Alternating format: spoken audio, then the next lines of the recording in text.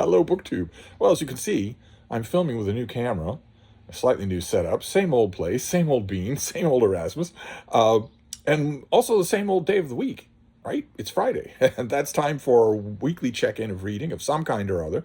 I love these videos. I watch all of them that I can. I even watch them from channels where I don't watch the rest of their content. Just to see, just to check in with people. I love to check in with other active readers and see what they're working on, what they've recently finished, and what they thought of it, what's on the horizon next. An actual cartographic Friday Reads video for me would be 5 hours long. Nobody needs that. But I still want to talk about a few books in this video. So the first one we'll do is by Gao Wengian, and I read this. I had never read it before. I ignored it when it came out a few years ago, 10 years ago. But I have a reason to read it now. This is his biography, The Last Perfect Revolutionary, his biography of Zhao Enlai, who has a gigantic new biography coming out from Harvard University Press. And I've dipped my toe in that Harvard University Press biography of Zhao Enlai and found it very good, but the author has, as far as I can tell, no ego to bruise. And so his book is heavily reliant not only on lots of primary information, but on lots of secondary information as well. So I have two more Zhao Enlai books to get to, recent biographical treatments of him. I have two more of those to do. But I did this one. I liked it quite a bit. I thought this was quite good. So I don't know if maybe I'm raising the bar for what that new biography has to do when I give it its final definitive reread. No idea. Then this next one is an old set. It took me a while to assemble the whole thing, and I'm glad I did because books like this aren't made anymore. This is it's a much older work. So you've seen it on this channel. I hauled a couple of volumes, I think. This is I pulled this picture off the internet. This is the memoir and the life and letters of Charles Sumner by Edward Pierce. I was in a perfect position to write this kind of thing. It's written with a stately, back bay drawing room kind of prose, and it's wonderful. And it also, like the Gao book, is also groundbreaking. It's ground covering work for me because I want to do a definitive read of the new biography of Charles Sumner that's coming up, which is causing me to sink myself into Sumneriana. This kind of thing it's absolutely essential for people who write biographies of Charles Sumner. We've talked about a couple of those biographies in the past. Charles Sumner and the Rights of Man is a masterpiece. It's this kind of thing that assembles all kinds of letters, often in holographic reprints, is essential for such books, but they don't go into this much detail at all. No new biography does. So if you want that much detail, you really have to go to these. I'm just noticing that this fancy smancy new camera is picking up all the smudges on my little iPad. Sorry about that. I'll be more cognizant next time. Then this next one, this next one, I found a month ago, and I read the introduction and a story, but I finally sat down and read everything else in it. Almost all of it was rereads. This is the best of these Del Rey best of paperbacks. I didn't assemble all the books. I just assembled pictures. This is the best of Jack Williamson, who is intriguing me. Frederick Pohl's introduction here is highly personal. It's highly readable, and then I read one story in here to start with, and it intrigued me so much that I ended up reading the whole rest of this. And also all the rest of Three from the Legion, a second copy of which I found just the other day at the Brattle Bookshop. I think probably preparatory to reading a lot more of this author. This author wrote an enormous amount of stuff, and I think I'm on the precipice of doing that. But these best of volumes, you simply cannot go wrong with these best of volumes. And this becomes, I mean, there's an art to making something like this. You don't just slap it all together. There's an art to putting it together. I think the best volume in this series is the best of Cordwainer Smith, but this is right up there. I could see myself rereading this, which makes me leery because the paperback barely survived a single read. Then this next one, this is by Glenn Wallace. You're You're not going to believe that I liked it. I don't believe that I liked it, but I did. This is Nietzsche Now, the great immoralist on the vital issues of our time. And it's exactly what it looks like. It's exactly what it sounds like, only not facile. It's actually really good. The author introduces us to Friedrich Nietzsche in the first chapter of the book, and then takes us through what Nietzsche has to say on various subjects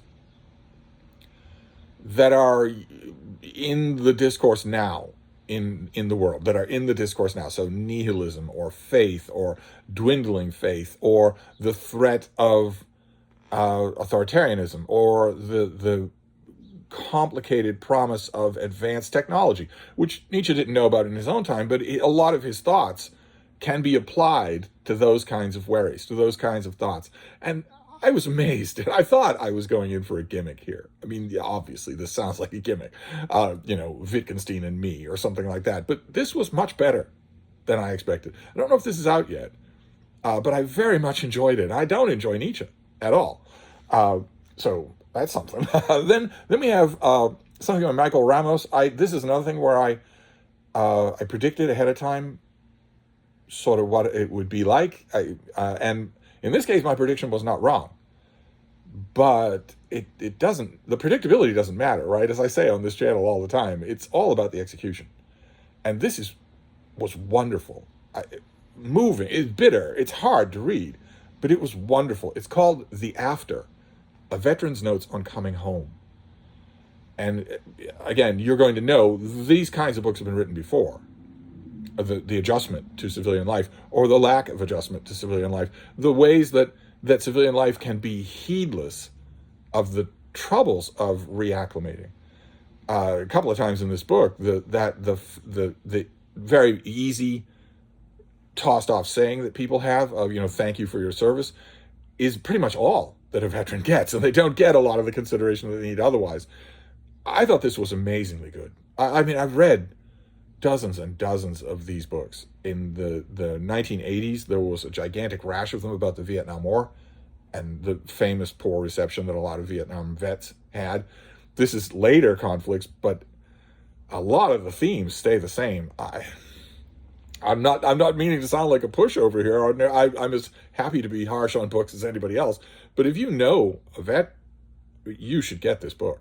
Absolutely. It was so much better than it needed to be. Okay. Well, it couldn't stay wine and roses the whole time, could it? I read this thing, Ray Kurzweil's book, The Singularity is Nearer. Trust me, it's right around the corner. It's near. This is about advanced technology. It's about AI and the promises and the danger that it holds. I confess, like the way this author writes. I was pretty much the only one in the entire world who ever made that point. What was it, 20 years ago when he wrote The Singularity is Near? I thought The Singularity is Near was very interesting, but I didn't like the way it was written. And I don't like the way his style is the same, and it grates on me. I try not to let that get all the way in the way, although that is part of a book. That's not, you don't get a pass on your style just because you're imparting raw information. I tried not to let it get in the way. It didn't help that there isn't a whole lot of raw information in here. This is mostly wheel spinning. It didn't, I mean, Ray Kurzweil is legendary for writing The Singularity is Near. I myself consider him to be infamous because he wrote The Singularity is Near about that moment of inflection when machines become sentient and therefore maybe a danger, maybe an existential danger. And where does he work now?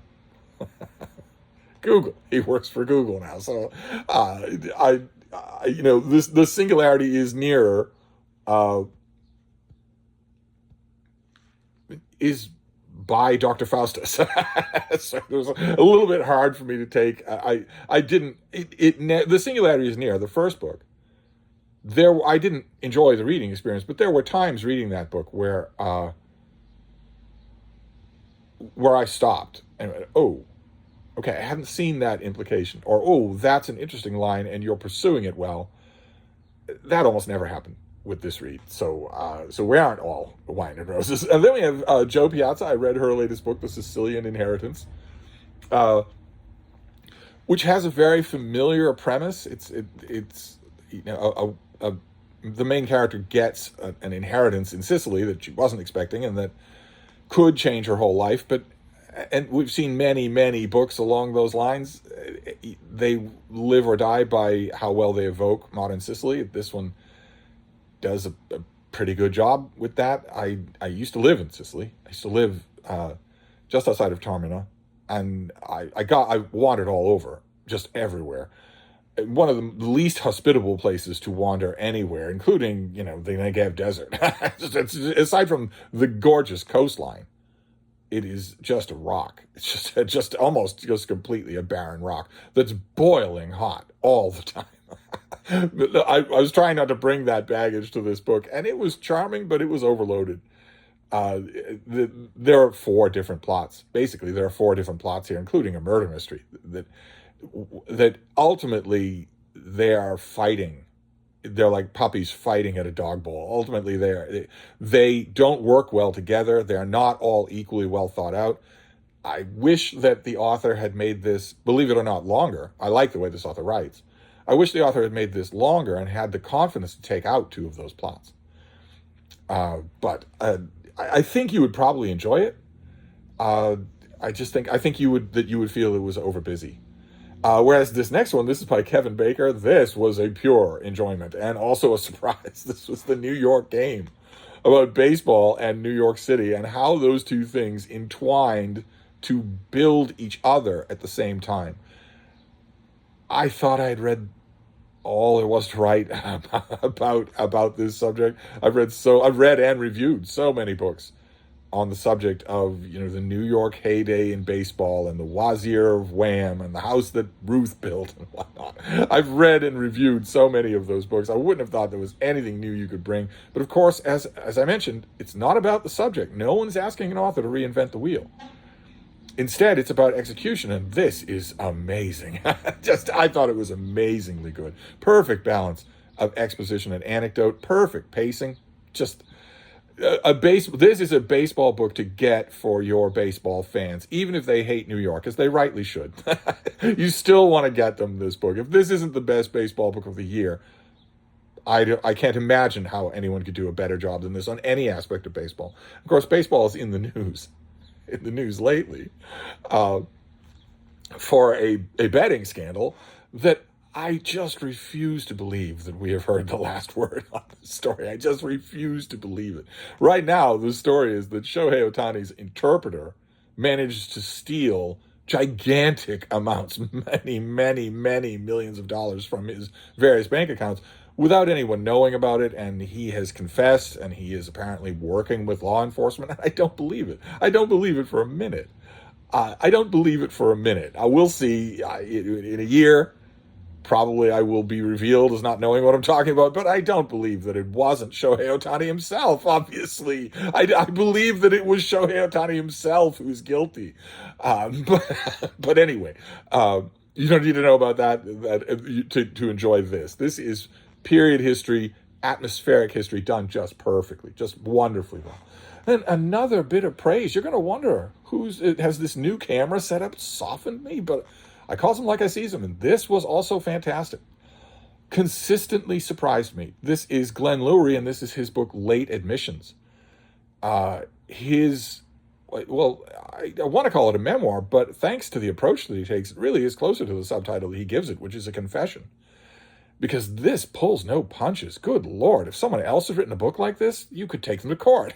Instead, he lays bare every horrible thing he has ever been or said or done with an honesty that honestly I never see in memoirs. I read the pub sheet of this thing to you yesterday, I think. And I thought, okay, look at the cover photo. Look at the posing.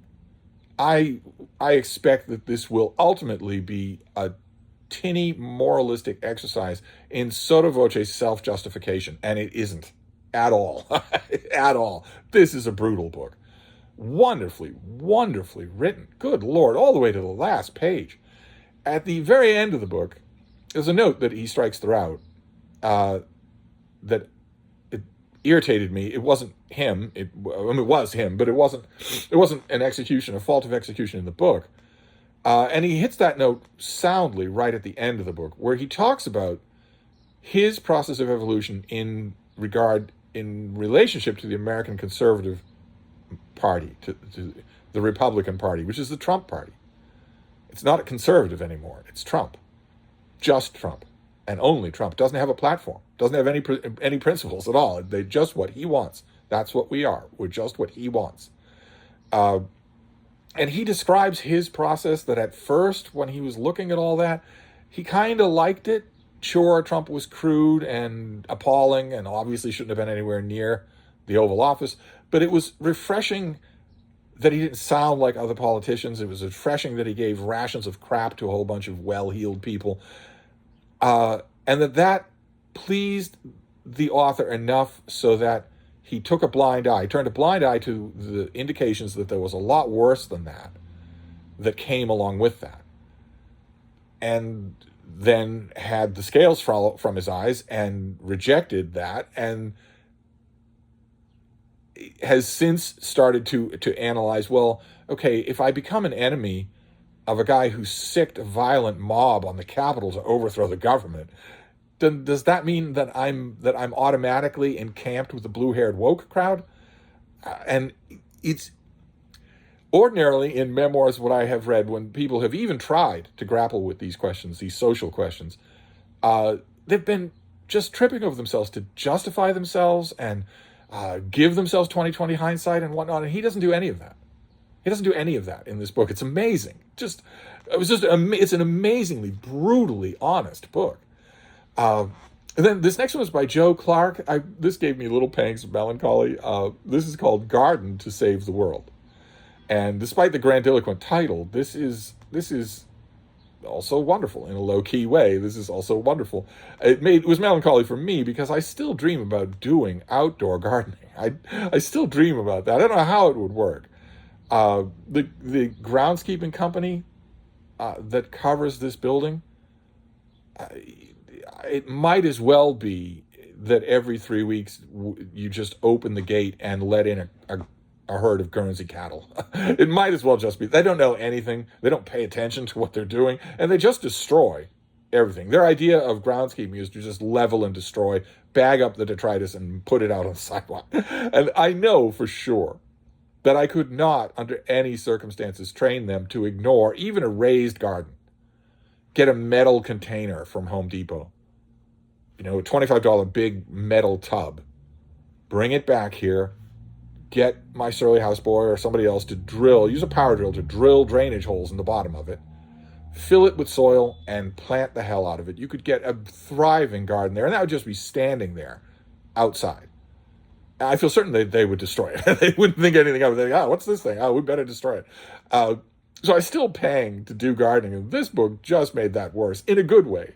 Because this is all about what you can do with any patch of ground, any kind of weather, and also, crucially, any kind of reading experience or gardening experience. I've read a lot of books like this.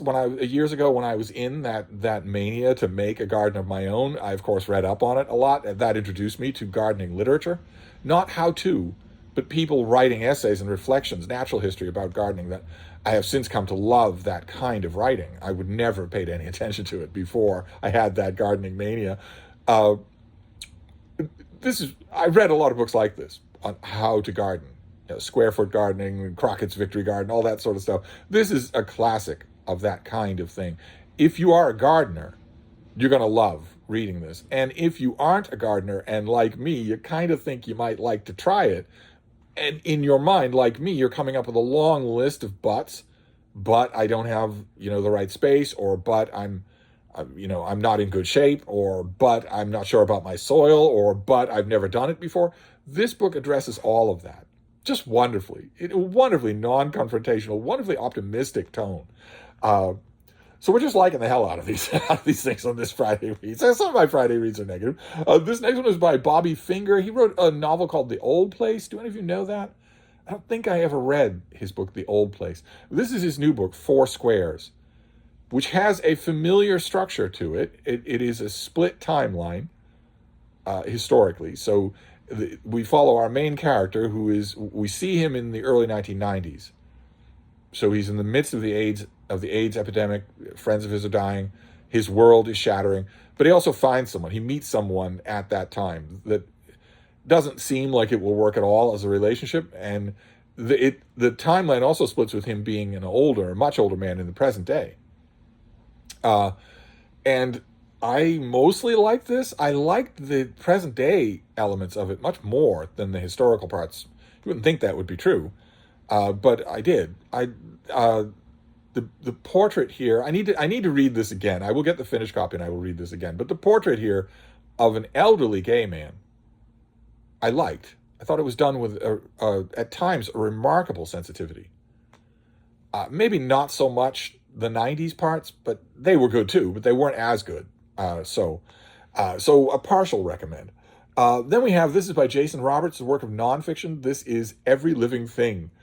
And on one level, it is a historical description of the quasi-competition that existed in classifying life and giving life classifications and naming all of it that could be found. The competition between Linnaeus and Buffon about what are these things, what categories do they fall into, and how many of them can you rack up? I learned a lot about either of those characters. I have one biography of Linnaeus. I did not read the most recent biography of Linnaeus, the one that I think came out last year. And Buffon I've never read a biography of. So I learned a lot about them and about their world, about the science of their day, which of course had large heaping elements of religion mixed in with it. Because if you classify every living thing, and if you start to determine with your classifications, well, the only way we can classify this animal as being different from this animal is if we draw up a reason why. What is a list of characteristics that separate it as its own kind of animal?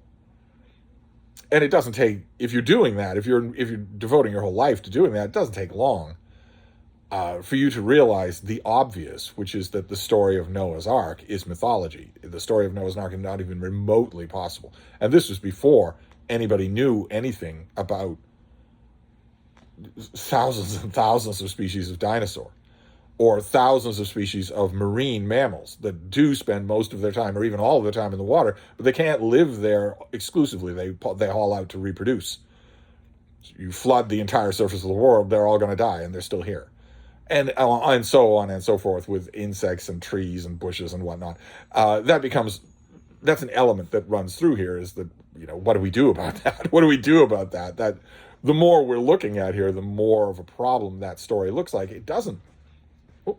Oh, were there schnauzers on the Ark, baby bean?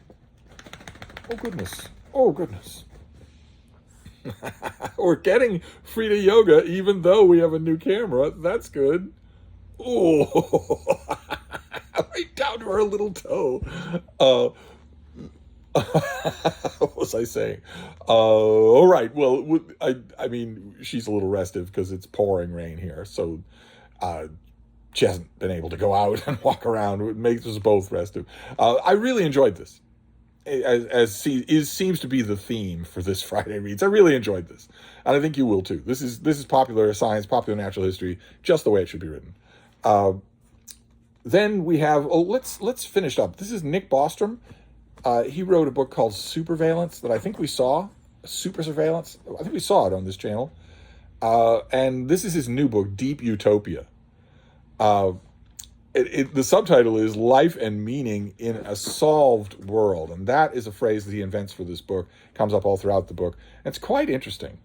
This is also about AI, but this was a lot better than Kurzweil's book. This is about the aftermath of AI. What do we do when automation, robot technology is a little bit touched on here, and also artificial intelligence? What do we do when those things solve the world?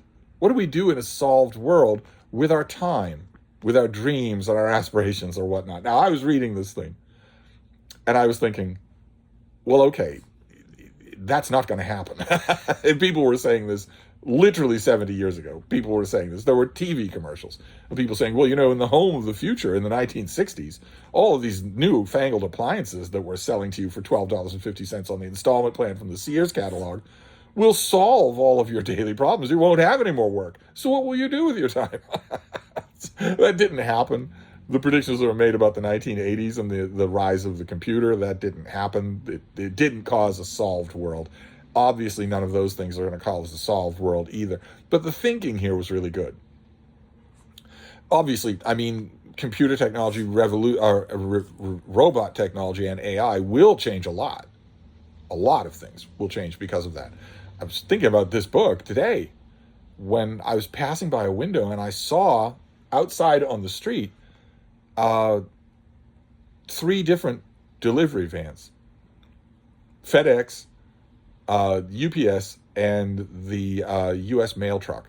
All happen to be in the area at the same time. They're all in trucks driven by humans who make a huge amount of mistakes when they drive. And the trucks burn fossil fuels in huge amounts. And they need to be stored somewhere. And they don't work 24 hours a day because the people who drive them need to sleep and eat and congress with their loved ones. And I was looking at that and I was thinking, okay, well, picking the things that these things are ordering, packaging them, processing them, and getting them to their recipients, all of that is automatable. All of it is. And all of it certainly will be. I mean, picture an industrial drone the size of an end table that is powered solar.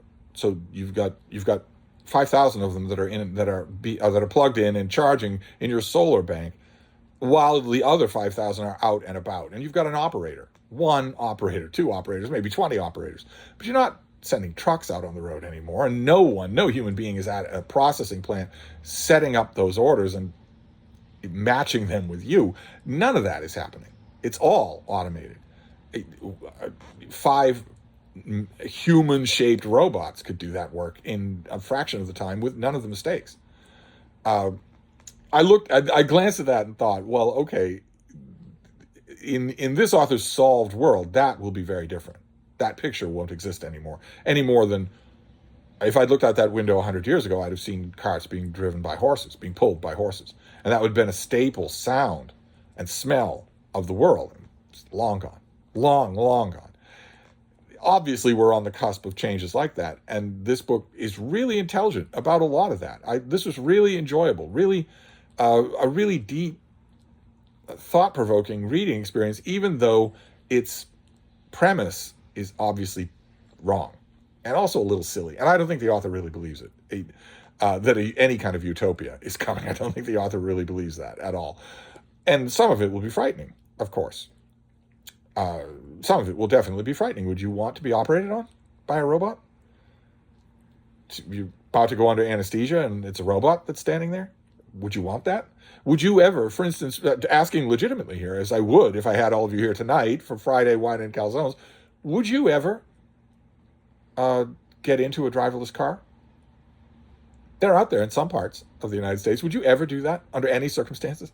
And what would you do if you went onto an online shopping venue of some kind and it gave you the option to have your thing delivered to your door by a flying drone? Would you opt for the human driver? Would the flying drone creep you out? You're going to find this book interesting, and no matter what your answer, any of those questions are, you're going to find this book interesting. So there you go. That is kind of a Friday Reads. I'm not 100% sure how effective this was. A lot of cheerleading, but sometimes I have reading streaks that are good. I did a lot of rereading in this same time period, roughly this same time period. And I read a lot of turds as well. Maybe I should mix it up more next Friday. But these are some new things that I have either read or I'm going to read. I'd love to hear what you're working on this weekend, of course, with Friday Reads just in general. I'm always curious to know. And I'm also curious to know, on a little bit more proximate note, whether or not this video is going to upload. I mean, I'm looking at the camera. As far as I can tell, the resolution and the volume are quite good. The little iPad showed up just fine. It's just filthy. I'll have to clean it next time. I didn't take into account how close to the camera it was going to be for this new video setup. I think the audio will be just fine. So now the question will be, once I stop the video, can I upload it to YouTube and fiddle with it? Can I put in my email, so you can email me about whatever your aches and pains are today. So that can I put in stuff like that? I'll have to see. I will end this video now. I'll upload it, and then we'll see what kind of success I have. You'll obviously be the first to know.